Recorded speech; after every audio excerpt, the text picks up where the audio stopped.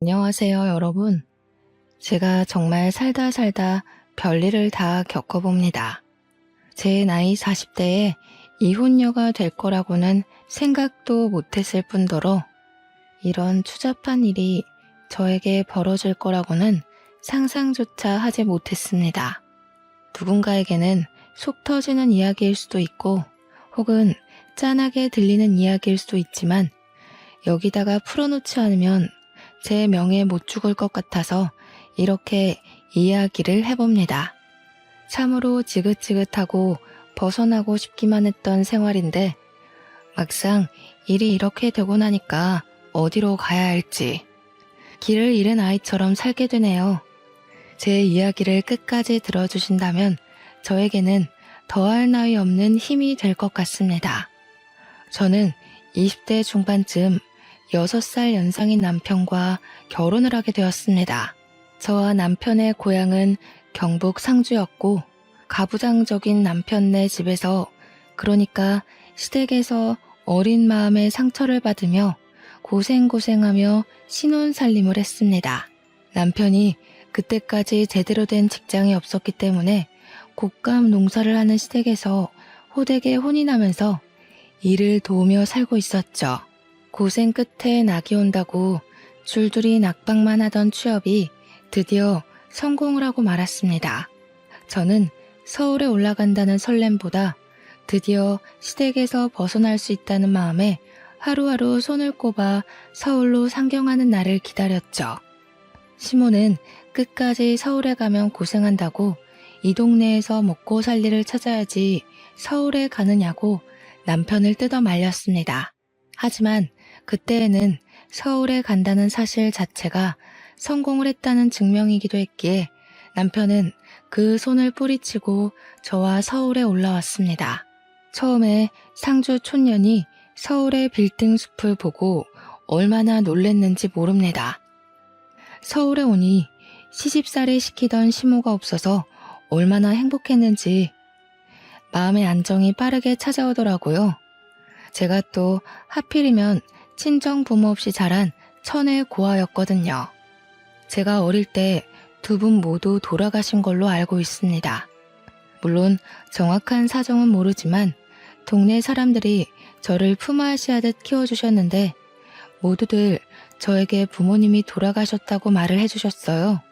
저는 마을 주민들의 도움이 없었더라면 한겨울에 추위에 얼어 죽었거나 배가 골아 죽었을지도 모릅니다. 저는 어릴 때부터 마을에 온갖 자비를 하면서 밥을 얻어먹었고 학교를 다녔습니다. 그래서 지금 남편과 결혼한다고 시댁을 방문하여 인사를 드렸을 때 시모는 밥주걱을 저에게 던지시기도 했었습니다. 어디 만날 여자가 없어서 마을 사람들이 업어 키운 계집애를 데리고 오냐고 부모 목숨 뺏어간 계집애라고 재수없다고 하셨습니다. 남편이 박박 우겨서 결혼을 하긴 했는데 취업이 되지 않아서 2년 동안 시댁에 얹혀 살아야 했죠. 그 인연이 정말 저에게는 두 번 다시 겪고 싶지 않은 지옥의 기간이었습니다. 세상에 시집살이를 이렇게까지 시킬 수 있나 싶을 정도로 저희 시모는 지독한 사람이었습니다. 상주가 또 곶감이 워낙 유명한 곳이지 않겠습니까?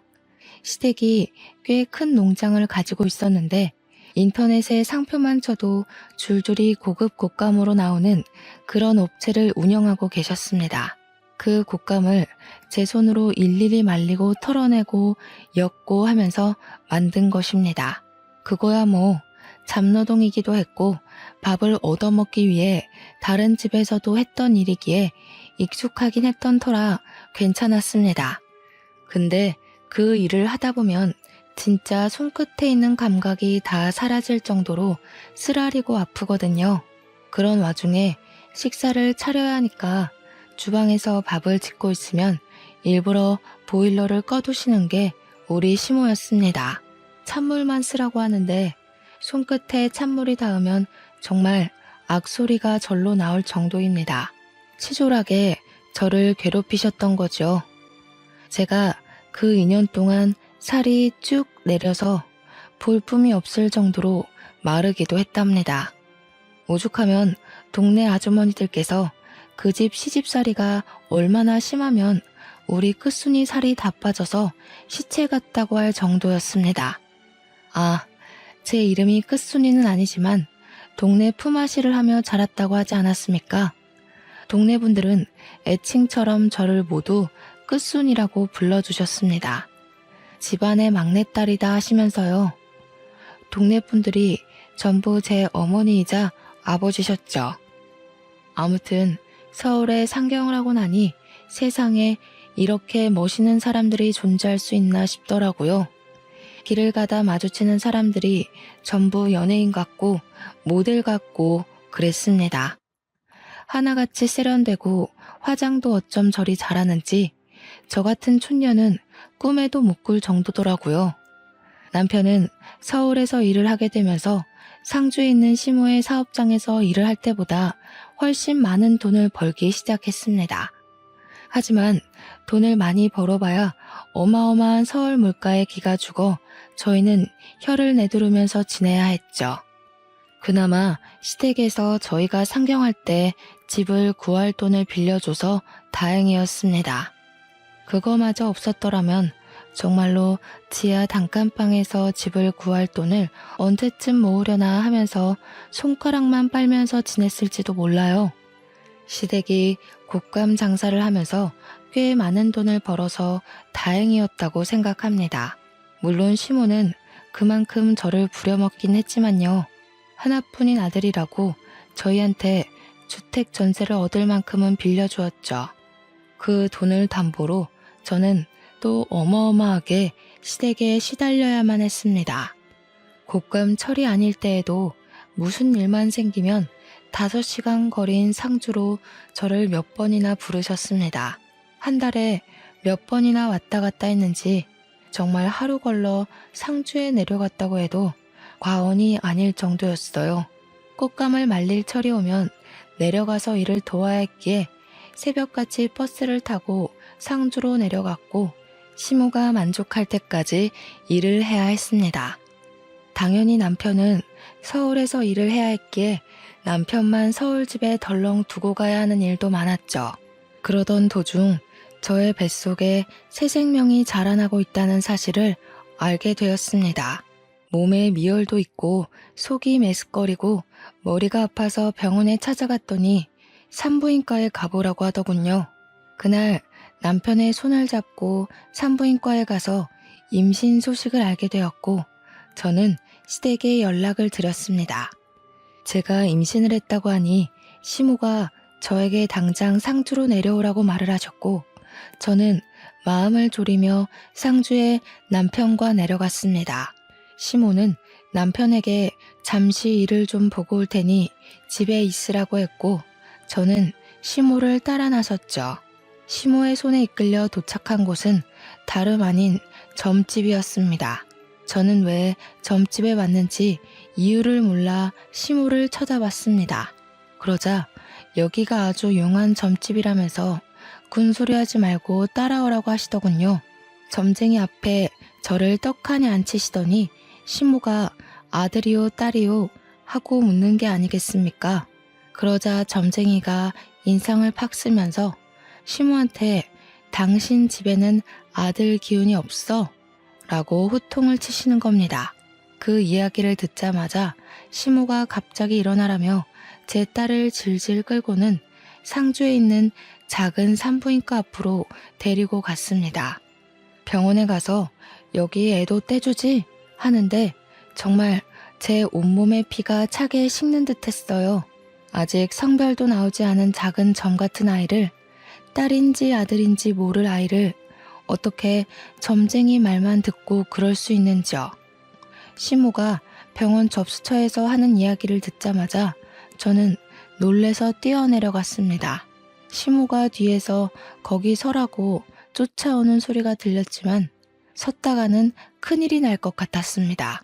신발이 한짝 벗겨진 것도 모른 채로 내달려 공중전화 앞에 섰고 남편이 기다리고 있을 시모 집으로 전화를 걸었습니다. 남편이 받자마자 시모한테 이끌려 동네 산부인과에 갔는데 아들 아닌 것 같다는 점쟁이 말에 수술을 시키려 했다고 두서없이 말을 막 뱉었어요. 남편도 놀래서 제가 도망친 공중전화 앞으로 달려왔고 분노에 휩싸인 남편과 함께 시댁으로 돌아갔습니다. 시댁에 도착하니 시모가 마땅치 않은 얼굴로 저를 바라보며 혀를 끌끌 차고 있더라고요. 그 용한 점쟁이가 우리 집에는 아들 기운이 없다는데 계집이 나와서 어디다 쓸 거냐고 삿대질을 막 하시는 겁니다. 남편이 어디 그런 사기꾼의 말을 듣고 아직 전밖에 되지 않은 아이한테 나쁜 짓을 하려더냐고 같이 성을 냈어요. 그러니까 시모가 밖에서라도 아들을 낳아오라고 대는 이어야 하지 않겠냐고 자기 할 말만 하시더라고요. 남편은 산모 앞에서 그런 이야기 하지도 말라고 하셨고 저는 그제야 한쪽 발이 맨발인 걸 알게 되었습니다. 달리다가 긁힌 건지 발이 상처투성이가 되어 있더라고요. 그 발을 보는데 너무나도 제 처지가 어떤지 느껴졌어요. 시모는 자기한테 성을 내는 아들에게 실망했다며 아들 키워봐야 소용이 없다고 가슴을 막 치셨습니다. 그러자 남편이 아들 키워봐야 소용없는데 왜 우리한테 아들 낳아오라고 타령을 하냐면서 서울 가겠다고 했습니다. 표독스럽게 저를 바라보던 시모는 여우 같은 년이 우리 아들을 홀려놨다고 저랑 함께 막 달려오시더라고요. 저는 너무나도 공포스러웠습니다. 시모가 달려오는데 정말 눈을 뒤집으면서 달려오시더라고요. 다행히 남편이 왜 이러시냐며 시모를 내동댕이 쳤고 엉덩방아를 찌른 시모는 그 자리에 주저앉아 엉엉 우셨습니다. 남편은 저에게 미안하다고 계속 사과를 하고 시모는 저한테 애를 당장 지우라고 우리 아들이 힘들게 번 돈 딸에게 쓸 수 없다고 소리치셨죠. 결국 남편은 시모에게 사과하기 전에도 전화도 하지 말고 찾지도 말라고 하고는 저를 끌고 서울에 올라왔습니다. 서울로 가는 차 안에서 남편이 아직 판판한 제 배를 만지며 울더라고요. 이제 시댁에 오지 말라고. 아이를 낳을 때까지는 죽어도 오지 말라고요.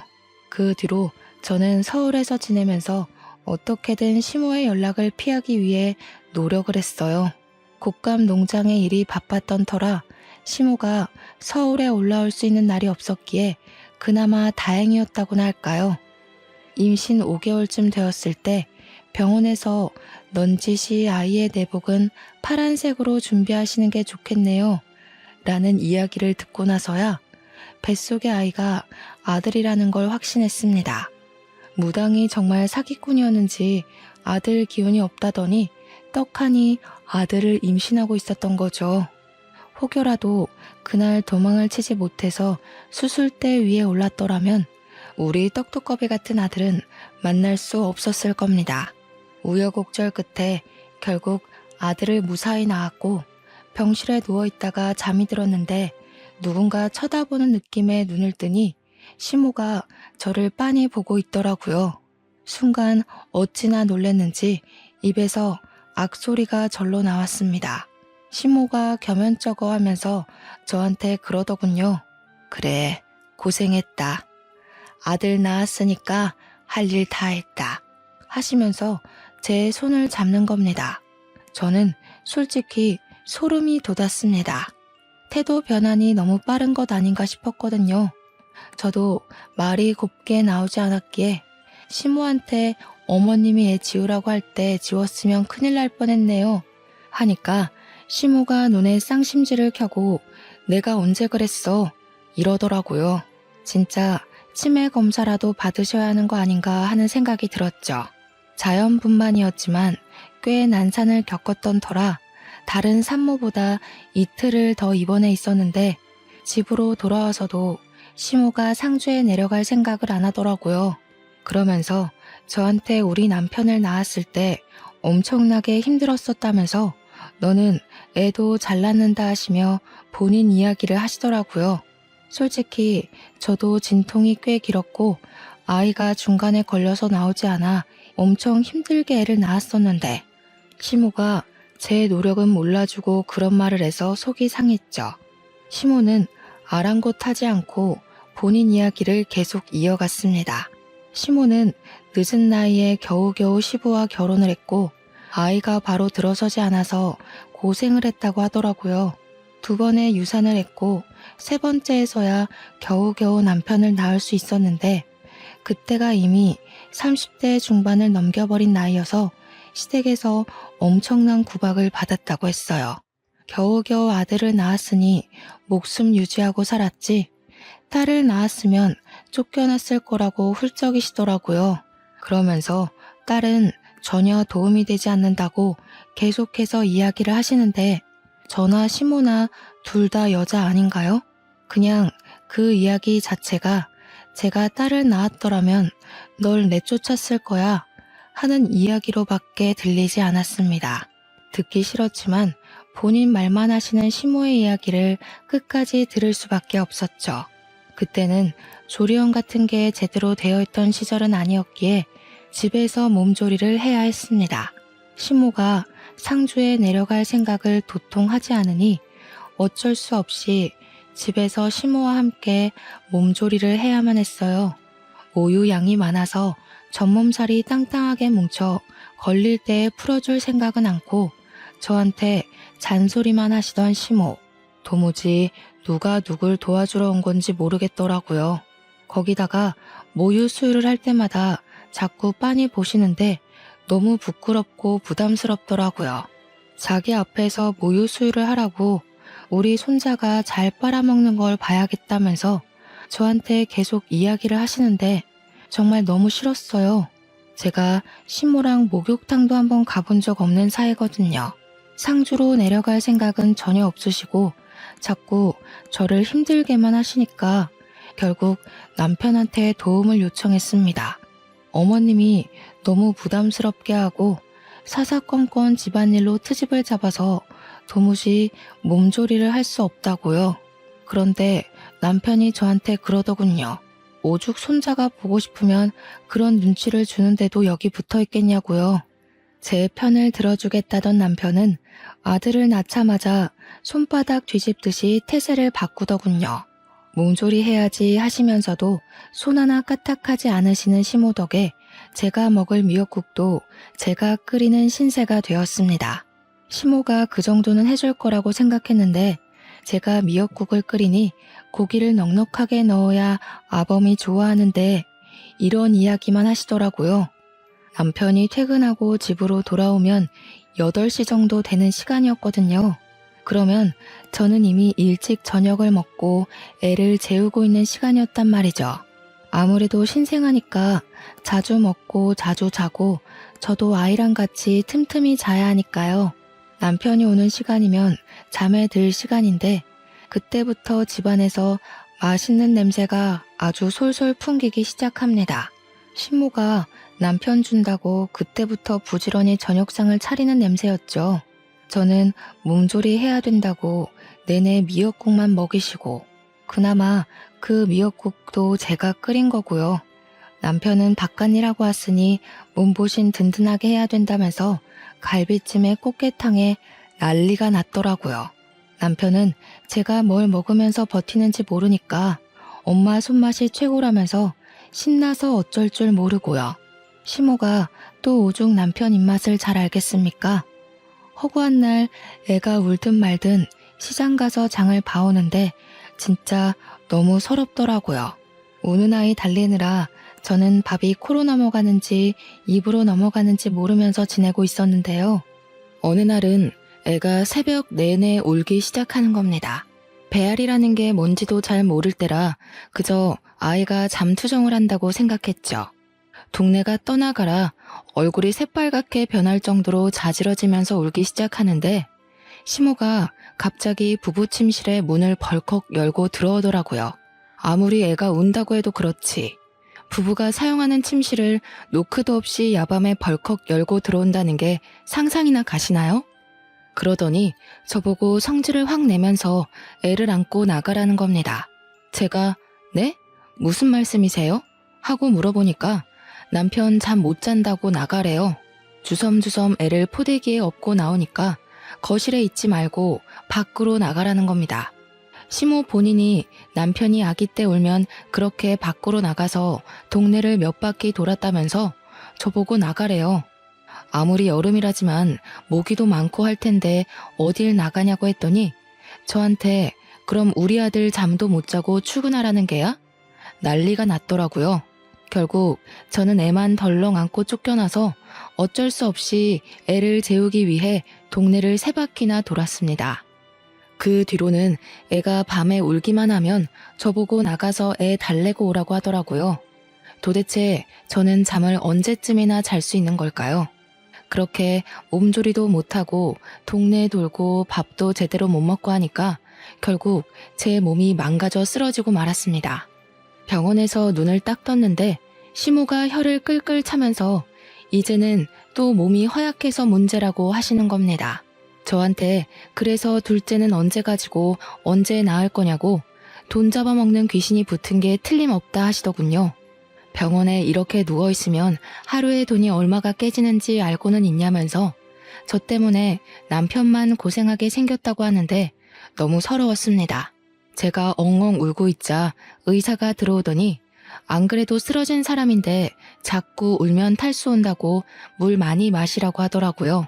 그러면서 하는 말이 출산한 지 얼마 안 돼서 영양분을 골고루 많이 섭취하셔야 되는데 영양분이 모자라대요. 현대사회에 영양실조로 쓰러져서 실려오는 사람이 몇 없다고 잠도 못 자고 지금 몸이 말이 아닌 상태라고 하더라고요. 그러면서 멀찍이 있는 제 남편한테 육아도 도와주시고 몸조리도 도와주셔야지요 하더라고요. 생판 남인 의사 선생님도 제 편을 들어주는데 진짜 너무 서러우니까 아무 말도 못하겠더라고요. 근데 남편이 거기서 뭐라는 줄 아세요? 고기 반찬을 그리 먹는데 왜 영양실조가 오지? 하더이다. 악에 바친 제가 막 이야기를 했어요. 그 고기 반찬 어머님이 넣어주지 나는 미역국만 먹었다고. 당신이 미역국 안 먹는 거 알자마자 미역국에 고기 조각도 못 넣게 한다고 막 소리를 질렀습니다. 시모가 저한테 미친 개야? 하면서 난리를 치는데 의사가 고개를 절레절레 흔들면서 고기 많이 드세요 하더라고요. 그날 수액을 다 맞고 퇴원을 하려고 하는데 시모가 보이질 않더군요. 어머님 어디 갔냐 물어보니 상주로 내려가셨다고 남편 보기 부끄러워서 도망을 가신 겁니다. 그 뒤로는 남편이 의사 말이 마음에 걸렸는지 고기 사 먹으라고 돈을 막 쥐어주더라고요. 그래서 원 없이 고기 구워 먹었습니다. 아들이 100일쯤 지나니까 육아도 할만하더라고요. 아이를 키우면서 누가 제일 보고 싶었는지 아세요? 나를 낳아준 부모도 아니고 자기 자식도 아닌데 저를 챙겨주시고 키워주셨던 상주 사람들이 보고 싶더라고요. 우리 끝순이 끝순이 하면서 저를 정말 막내처럼 챙겨주셨던 그 어르신들이요. 산후 우울증이라는 게 이렇게 찾아오는 건지 꿈에도 몰랐습니다. 하루 종일 쳇바퀴 돌듯이 아이가 일어나면 분유를 먹이고 눈 맞추고 놀아주다가 또 분유를 먹이고 울면 달래주고 하루 종일 그러고 있으니까 너무 우울하더라고요. 남편은 바빠서 주말에도 출근하기 일쑤였고 바깥 바람을 제대로 쐬지 못하니 너무 답답했어요. 남편이 돈을 많이 벌어다 주면 뭐합니까? 돈을 쓸 시간이 없는데. 그렇게 아이가 태어난 지 5개월이 지났을 무렵 시댁에서 어김없이 저를 찾는 전화가 걸려왔습니다. 겸사겸사 애도 보고 싶고 제가 할 일이 있으니까 상주에 애 데리고 내려오라고 하시더군요. 꽃감 시기가 다가온 것이었습니다. 남편 보고 같이 가주면 안 되냐고 물었더니 일이 바빠서 도무지 같이 갈 시간이 나지 않는다고 혼자 갔다 오라고 하더군요. 저만 홀로 갓난아이를 업고 짐을 싸서 5시간을 버스를 타고 내려갔습니다. 상주에 도착을 하고 나니 시모가 바로 애부터 빼앗아 들고는 저에게 일을 하라고 하더군요. 시모는 손자를 보느라 정신이 나간 사람처럼 굴었고 저는 하루 종일 쪼그려 앉아서 일을 해야 했습니다. 그러다가 아이가 배고플 시간이 되어 분유를 주러 갔는데 시모가 곶감의 속을 숟가락으로 살살 긁어서 아이에게 먹이고 있는 게 아니겠습니까? 이도 없는 아이한테 아직 이유식도 시작하지 않은 아이에게 곶감을 주다니. 이게 무슨 짓인가 싶었어요. 제가 너무 놀라서 어머님 하고 소리를 지르자 시모가 무슨 유난을 그리 떠냐고 오히려 저한테 뭐라고 하더라고요. 속만 살살 긁어서 준 거라고 하더라고요.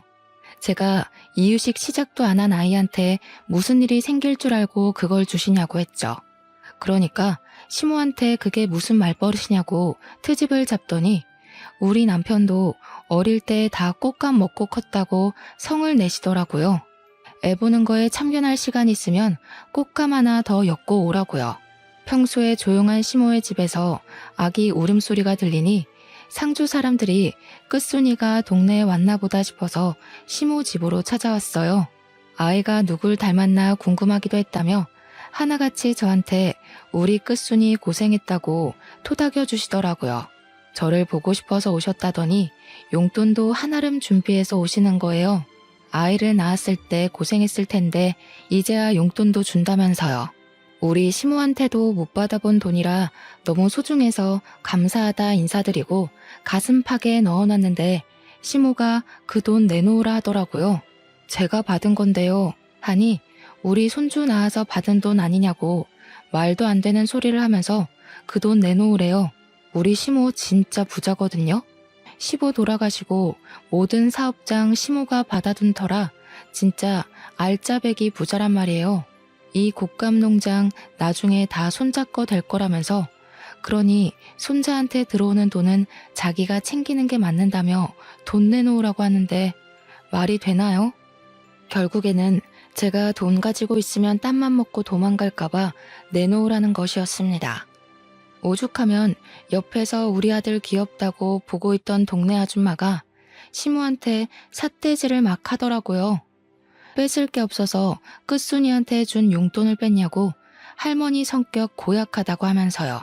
그랬더니 시모가 또 씩씩거리면서 자네는 뭔데 집안일에 참견이냐고 성질을 버럭 내시대요. 그렇게 한 일주일 있다가 서울에 돌아오니 그 사이에 잘 쉰 건지 남편 때깔이 곱더라고요. 술 냄새가 진동을 하는데 오자마자 저한테 해장국 좀 끓여달라고 하길래 해장국을 끓여줬어요. 결혼 전에는 저 없으면 죽겠다고 난리를 치는 통에 결혼까지 했건만 애 낳고 나니까 제가 날개옷 잃은 선녀같이 느껴지나 봐요. 제가 시댁에서 당하는 일들은 하나도 신경 써주지 않고 자기가 세상에서 제일 바쁜 사람인 줄 알고 살더라고요. 그렇게 겨울이면 상주에 내려가서 일을 하고 애는 쑥쑥 자라나고 몇 년을 보냈는지 모르겠습니다. 애를 낳은 게 겨우 20대 중반이었는데 벌써 40대를 넘긴 나이가 된 거죠. 우리 아들은 중학생이 되었고 서울 애들 사이에서 공부도 곧잘 따라가 중상위권 성적을 유지하면서 지내고 있었습니다. 저는 꼬부랑 글씨를 아무리 봐도 모르겠던데 우리 아들은 저한테 차근차근 설명도 참 잘해주더라고요. 나중에 선생님 되는 게 꿈이라면서 열심히 공부할 거라고 했어요. 얼마나 기특하고 예쁜지. 아들이지만 참 순수하고 얌전한 놈이었죠. 하지만 그 행복은 얼마 가지 않았습니다. 집에 큰일이 생기고 말았죠. 바로 평생 동안 저를 괴롭히고 정정하게 살 것 같았던 우리 시모가 풍으로 쓰러지게 된 겁니다.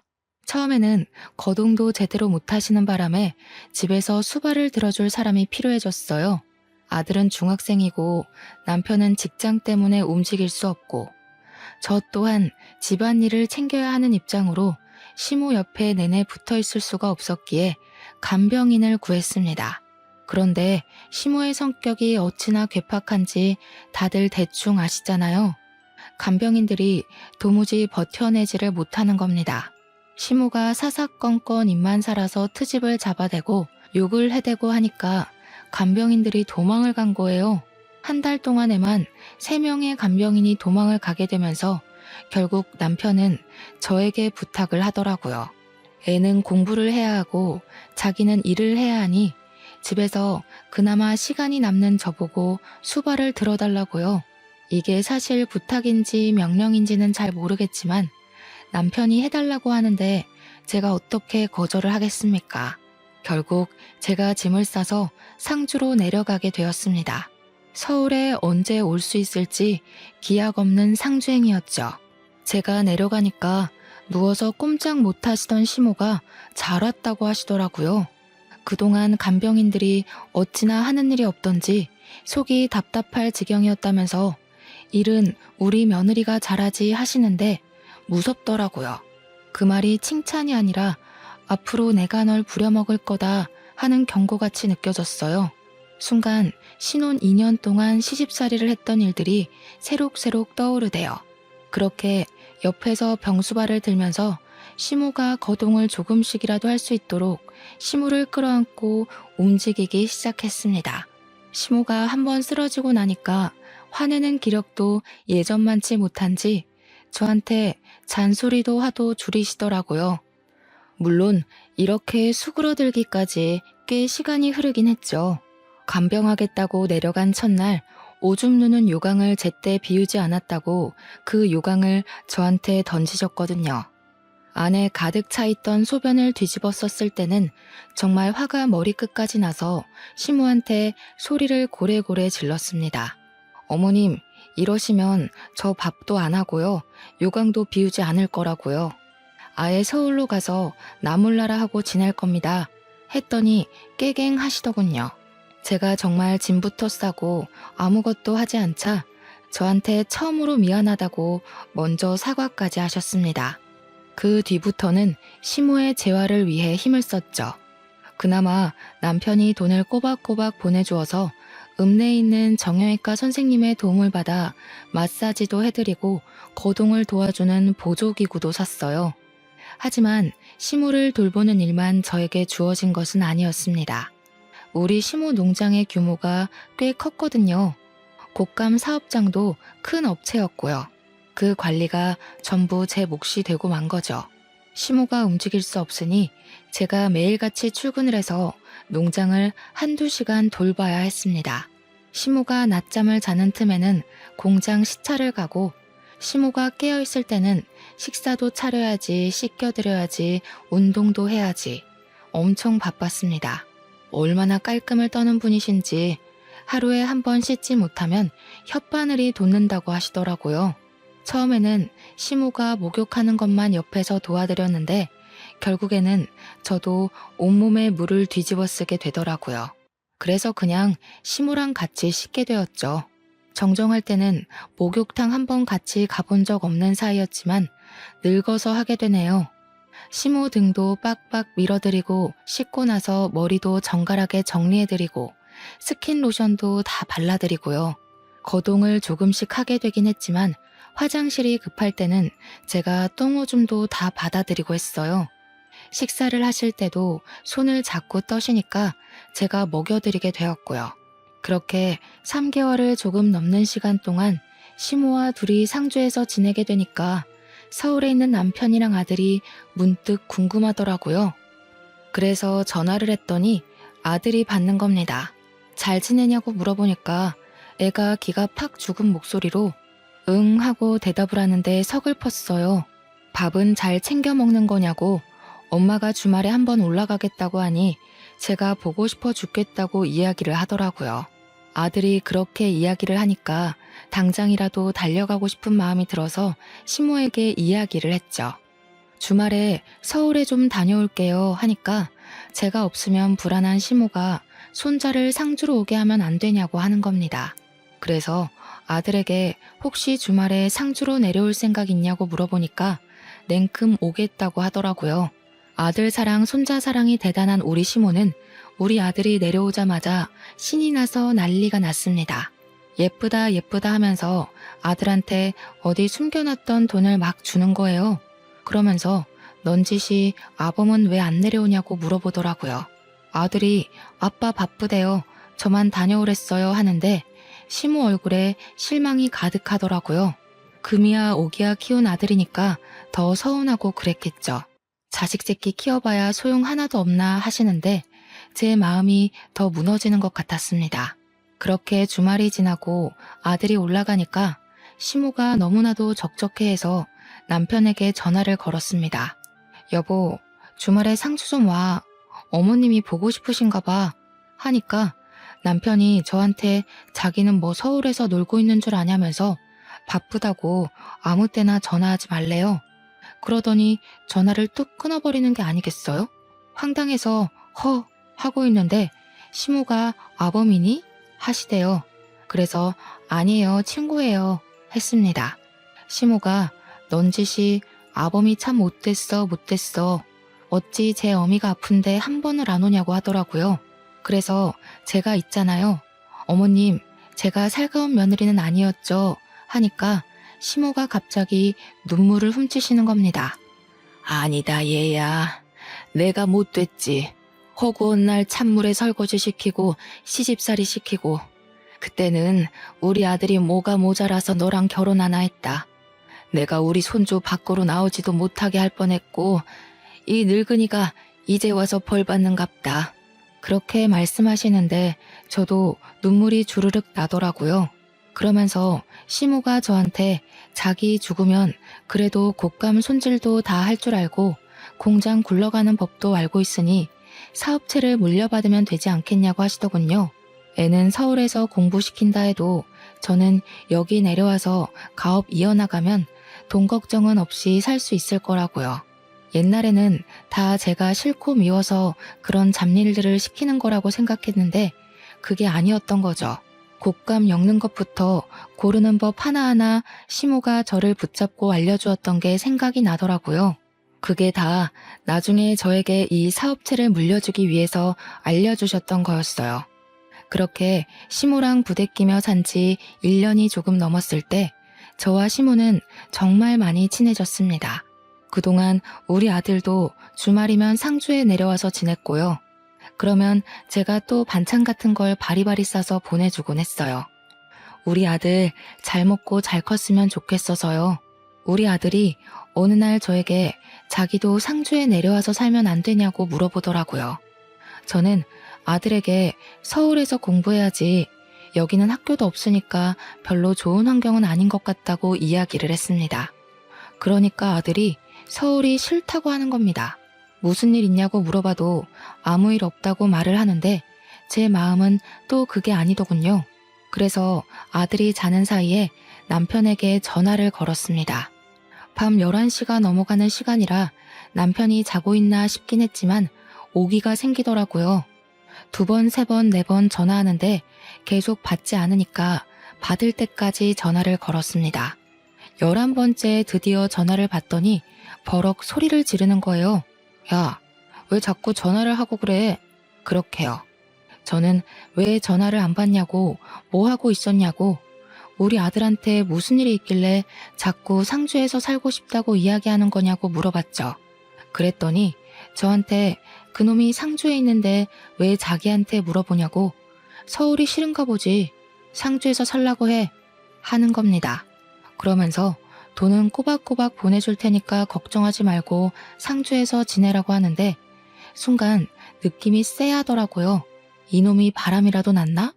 왜 자꾸 나랑 아들을 상주에서 못 올라오게 하려는 걸까 싶고요. 자꾸 전화도 피하고 전화하지 말라고 하는 것도 이상하게 느껴졌어요. 전화를 끊고 한참을 전화기 앞에서 멍하니 있었는데 뒤에서 기척이 느껴지더라고요. 아범이 바람이 났다냐? 저는 소스라치게 놀랐습니다. 분명 우리 시모가 자고 있는 걸 확인하고 남편에게 전화를 건 것이었거든요. 한번 잠들면 누가 업어가도 모르게 깊게 잠을 자는 시모라서 안심하고 있었는데 거기다가 시모가 9시면 잠자리에 드시거든요. 시간이 11시가 훌쩍 넘었는데 갑자기 일어나서 말을 거시니 제가 얼마나 놀랐겠어요. 바람이라뇨. 에이, 설마요 어머님. 아범이라면 계집질을 하고도 남지. 지 아비가 그러다가 일찍 죽은 거 아니여. 그 피가 어디 가겠어? 망할 놈의 새끼. 돌 맞아도 싼 새끼 같으니라고.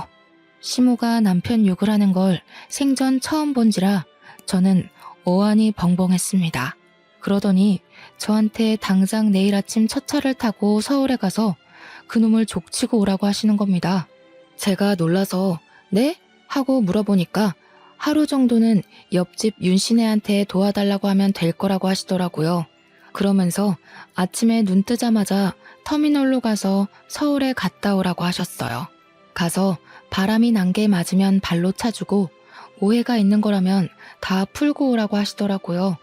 그래서 저는 아침에 눈 뜨자마자 윤씨네 아주머니에게 길어야 이틀이라고 시무를 부탁드린다고 말씀을 드린 후 아들과 함께 서울로 향했습니다.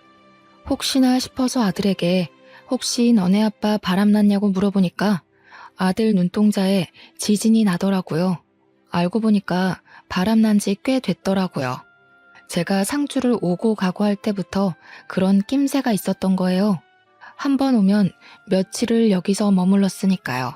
그 사이에 집 밖에서 자고 여자를 만나고 했던 거죠.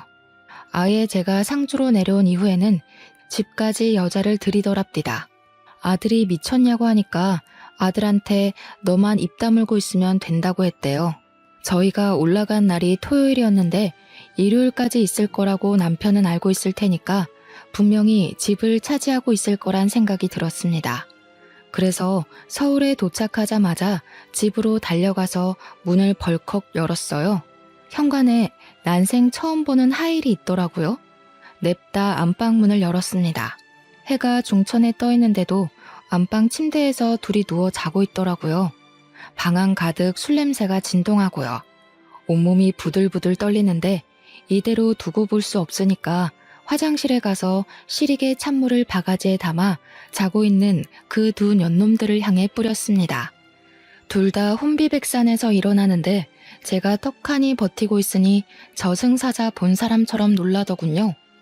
이 미친 것들이 당당하게 바람을 우리 집 안방에서 피네? 아들, 증거 남겨. 제 말에 아들이 휴대폰을 들고 사진을 막 찍더라고요. 남편이 이게 무슨 짓이야? 하면서 저한테 당장 나가라고 소리를 치는 게 아니겠어요? 도대체 제가 왜 나가야 하는 건지, 불륜을 저지르고도 저리 뻔뻔할 수가 있나요? 차라리 잘 됐네. 이참에 이혼하자. 안 그래도 어떻게 말을 해야 할지 고민했는데 내 새 여자가 임신을 했거든.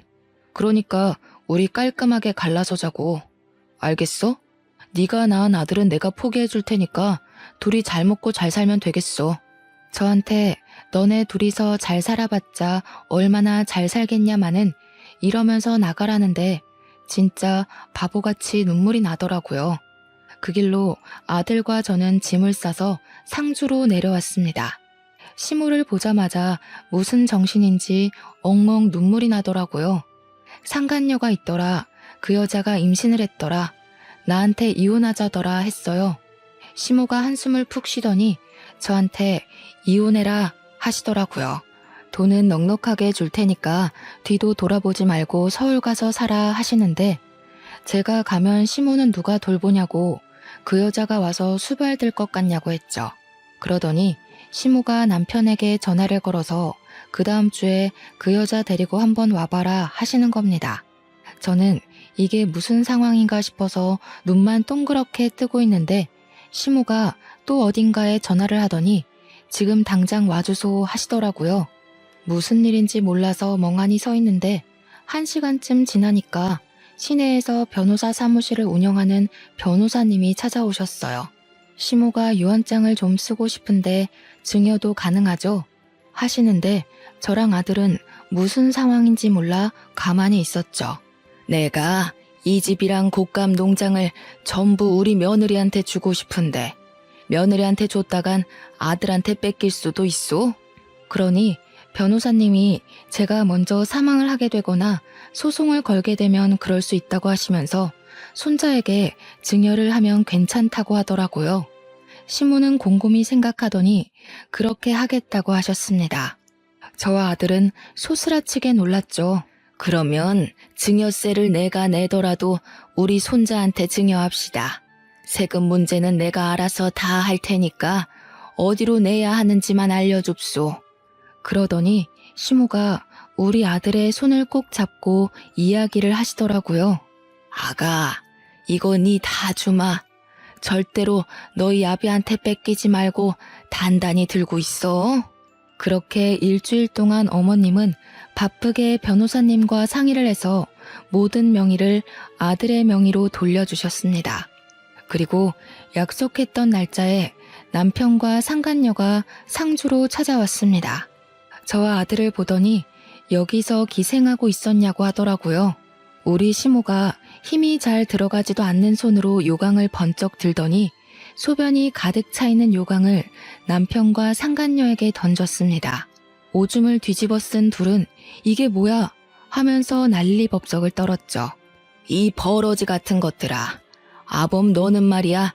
네 아비가 오입질을 하다 죽었는데도 바람을 피워? 내 재산 네 한 푼도 안 준다. 내가 우리 손주한테 다 증여했으니까 두 번 다신 상주 땅에 발도 들이밀지 말어. 제 뱃속에도 어머님 손주가 있는데요. 저 자식이 내 자식이 아닌데 그게 어찌 내 손주가 될 수 있소. 우리 집에 아들 기운 없다 하더니 이게 내 아들이랑 절연하라는 소리였는갑소. 너희 뱃속에 애도 분명 고추 안 달렸을 거요. 당장 내 눈앞에서 썩 꺼져. 오줌 뒤집어 쓰고 남편은 씩씩거리면서 엄마 죽으면 재산 못 찾아올 것 같냐고 패드립을 치더라고요. 변호사가 우리 아들한테 증여하면 증여세를 2번 물고 준 거라서 절대 못 찾을 거라고 했지만 알려주진 않았죠. 저는 결국 남편과 이혼을 했어요. 상간녀가 임신해 있었기에 이혼을 해주지 않고 버텨볼까 했지만 시모가 뭘 질질 끄냐고 하시더라고요.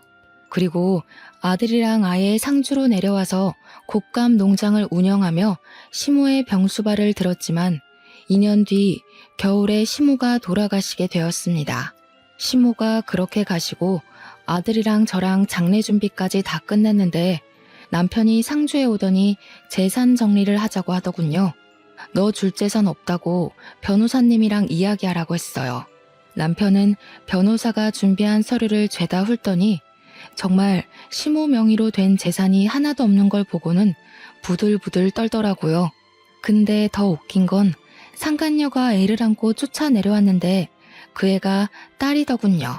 콩고물 하나 못 얻어간 전 남편이 어떻게 살고 있는지는 그 뒤로 소식을 전해 듣지 못해 모르겠습니다. 저는 시모가 물려준 농장을 잘 운영해가며 아들과 함께 행복하게 살고 있습니다. 동네 사람들도 끝순이 돌아온 걸 축하한다고 저를 2팔 걷고 도와주신 덕분이죠. 우리 시모 하늘에서 다시 만나는 그날까지 저를 응원해 주실 거라 믿고 오늘의 사연은 여기까지 올려보도록 하겠습니다. 감사합니다.